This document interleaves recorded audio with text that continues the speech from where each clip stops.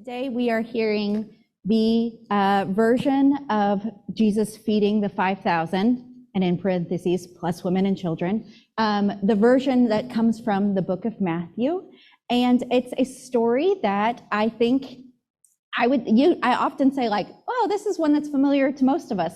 I feel like it's fairly safe to say that this one is familiar to all of us. And to most people, whether you come from this tradition or not, it's sort of it's like the big showstopper miracle, this and the water into wine and the whole resurrection deal. Those are the big three of the Jesus miracles. So it's always fun and interesting and sacredly rich to dig into a text that we know well and one that we've heard for a lot of our lives. So as we hear this one today, may we find ways that it moves us right here where we are right now. Now, when Jesus heard this, he withdrew from there in a boat to a deserted place by himself. But when the crowds heard it, they followed him on foot from the towns. When he went ashore, he saw a great crowd, and he had compassion for them and cured their sick.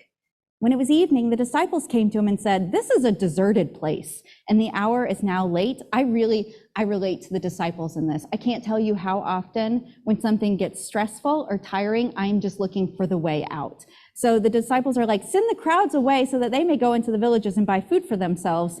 And my silent insert here is, and so we can go get food for ourselves, so we can eat our dinner. We can go on with our evening. We can sit around the campfire and hang out and just chill for a while. Again, that's my self-insert. Jesus said to them, "They need not go away. You give them something to eat."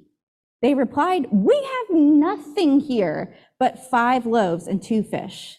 And he said, "Bring them here to me." Then he ordered the crowds to sit down on the grass. Taking the 5 loaves and the 2 fish, he looked up to heaven and blessed and broke the loaves and gave them to the disciples. And the disciples gave them to the crowds. And all ate and were filled. And they took up what was left over of the broken pieces, 12 baskets full. And those who ate were about 5,000 men, besides women and children.